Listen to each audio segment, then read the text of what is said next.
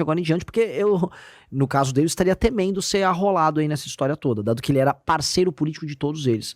Fica o recado pra ele ali.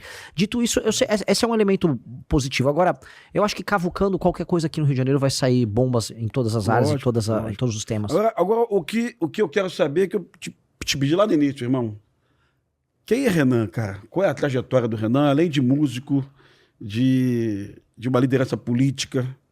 Você é o presidente do Missão, cara? Sou. Além de ser presidente do Missão, porra, da onde surgiu esse cara, esse Renan, meu irmão? Vamos lá, pra vocês entenderem a alma, a cabeça e a história. Eu tenho 42 anos, eu nasci num bairro de classe média de São Paulo, a Moca.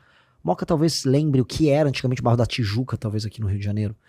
Era um bairro de operário italiano, meu pai advogado, minha mãe psicóloga. Sempre fui um grande aluno na escola, meu pai ficava falando muito de história comigo, então eu adorava história militar, é uma coisa que eu... Alexandre Grande, Roma, sempre fui apaixonado. Minha mãe sempre muito dura comigo pra ser um bom aluno, então sempre tirei notas altas na escola. Era uma criança muito tímida, eu era muito, muito tímido. Alguns professores achavam que era esquisito, até meio autista, mas era uma criança funcional. Passo na faculdade de Direito da USP em 2000 e... Vestibular difícil da porra, né? Difícil. Não sei como é que é hoje, era um vestibular de humanas mais difícil pra entrar. Lá eu tive aula com o Alexandre de Moraes, Lewandowski, conheci a Angelina Pascoal, Roberto Eros Grau, Miguel Reale, conheci muita gente. Teve nota boa lá, cara? Na São Fran, não. Não? Não, porque eu comecei a fazer política, comecei a trabalhar e odiei a faculdade. Arrumei briga com os professores, eu era um aluno fura-greve, então tinha greve de estudante, eu arrumava briga com os estudantes. Mas eu aprendi muito lá. Lá foi uma escola de política e uma escola também de direito fabulosa naquele período, mas eu larguei e queria virar empresário. Viro empresário, começo a trabalhar com recuperação de empresa. E por que começo a virar empresário rápido? Meu pai me falava muito na época, Renan, você é um menino muito inteligente, mas você é muito fraco. E é muito ruim ouvir isso, né? Então eu tocava, escrevia, sempre fui bom na parte de escrever e tal. Mas Renan, vai encarar um sindicato numa empresa que tá fechada agora. Vai ficar no banco de réus numa ação trabalhista. Vai virar homem, vai virar cascudo. Meu pai sempre foi um cara muito cascudo. E aí eu começo, primeiro aprendo um pouco com ele, depois eu começo a trabalhar com vendas, aprendo a lidar com vendedor, começo a trabalhar com projeto, com RH, com a parte financeira, lidar com factory, que a empresa que tá quebrada, você tem que lidar com factory, com a agiota, com as dívidas que o dono anterior contraía. Então eu aprendi muito, gerei casca, acabo virando um empresário, ali com meus 25, 26 anos, já pra 2009, 2010, pego uma cancha, começo a ir bem. E aí tem um evento que eu prometi que eu ia contar aqui, que é bem interessante, que tem a ver com questão de segurança, que é um caso de achaque policiais civis lá em São Paulo, que me fez criar um MBL. Eu já era uma pessoa mais à direita,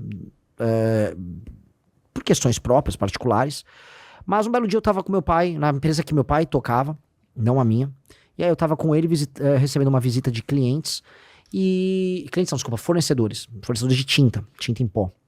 E aí aparece um monte de cara da Polícia Civil com uma foto do meu pai.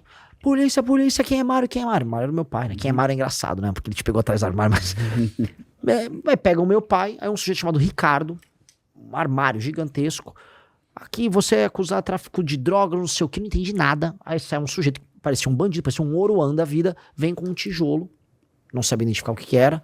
Aqui, ó, pegou o flagrante e tal, leva ele preso. Aí levaram meu pai, detido pra delegacia, pra narcóticos de Jundiaí, e me fecham numa sala e falam, ó, você tem um advogado aqui da cidade? Chama um advogado da cidade, conhece, tem um nome aqui, eu tinha um que era da cidade, põe ele pra vir conversar com a gente, vamos ver o que teu pai aprontou e tal.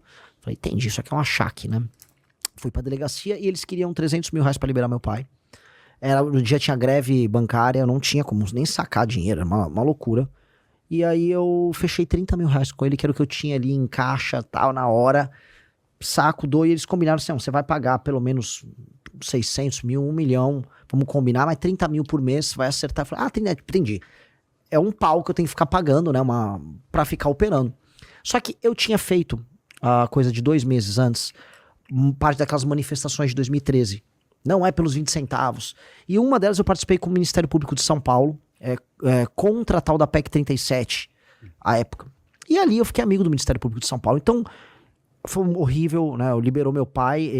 Eu exigi que fizesse um BO só pra eu falar. Eu preciso justificar pros funcionários o que aconteceu, porque com uma ocorrência do que aconteceu, né? Eles me dando um papel, eu falei, eu vou tentar pegar os caras. E os caras falaram, Renan, já me deu uma grana, disseram que viraram amigo. Não, você é amigo aqui, não sei o quê.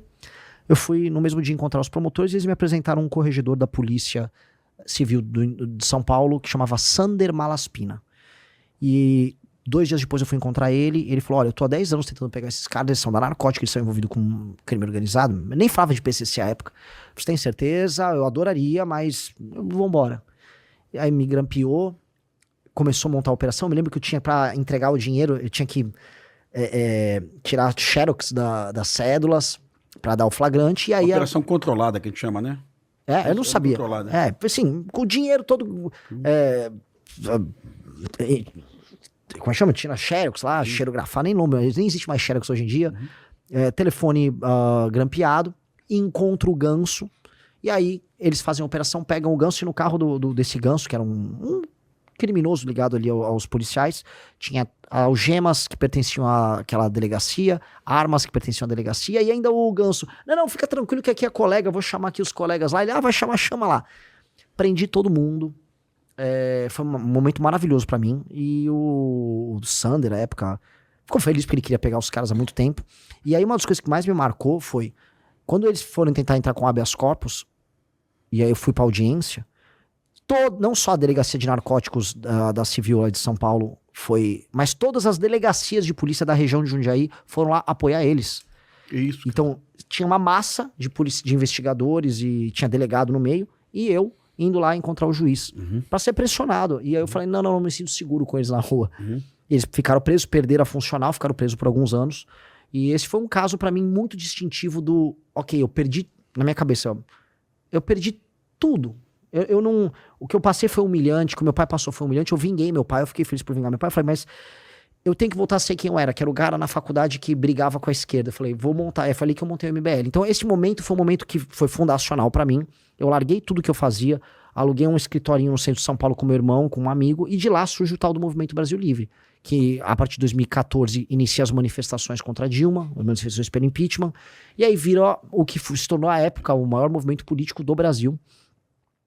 Disso a gente arruma muita briga com o petismo, com o centrão, depois com o bolsonarismo, a gente deu porrada sempre em todo mundo, por isso que a gente sempre foi muito chamado, vocês são esquerdistas. Porque como é que eu sou esquerdista? Assim, se o Flávio Bolsonaro é envolvido no escândalo de corrupção, isso não me torna esquerdista. Atestar isso só me torna uma pessoa honesta. Mesma coisa se eu atestar um problema com a esquerda. E aí, à época, apanhamos muito, mas eu falei, olha, para ser um grupo político sério tem que ter as ideias próprias, não ficar preso dentro desses dogmas idiotas de direita e esquerda, mesmo me considerando alguém à direita. Ou seja, se uma política funcionar e ela for chinesa ou ela for americana, eu não ligo. O importante é que ela funcione. É isso que me interessa. E temos um próprio partido político. Fundo ali em 2023 ao Partido Missão. Ele fica pronto em 2025. Batemos todos os recordes de coleta de assinatura. Todos, assim, em quantidade e qualidade, com a menor perda possível. Fundo a segunda maior revista de política e cultura do Brasil, depois da revista Piauí, que chama Revista Valete. Criamos um movimento cultural próprio. E aí me tornei hoje uma espécie de um CEO de um grupo político-cultural. Tenho muito orgulho disso. E eu acho que, com base nisso, acho que tem uma historinha aí contada. Cara, já.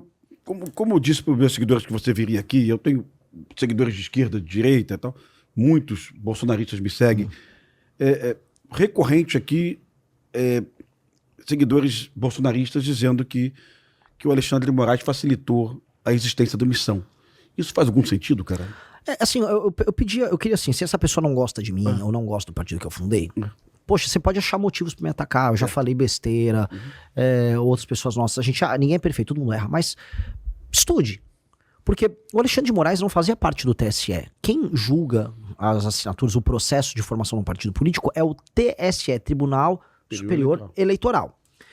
O relator do meu caso era literalmente o André Mendonça, que é um ministro que foi nomeado pelo Bolsonaro. O relatório dele foi favorável à montagem do partido. Ele não é amigo do Alexandre de Moraes, pelo contrário, ele tem brigas no STF com o Alexandre de Moraes.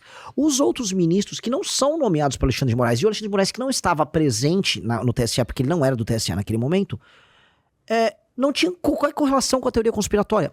Todos os ministros do TSE votaram favoravelmente à montagem do partido. Foi 7-0, seguindo o relatório do ministro André Mendonça.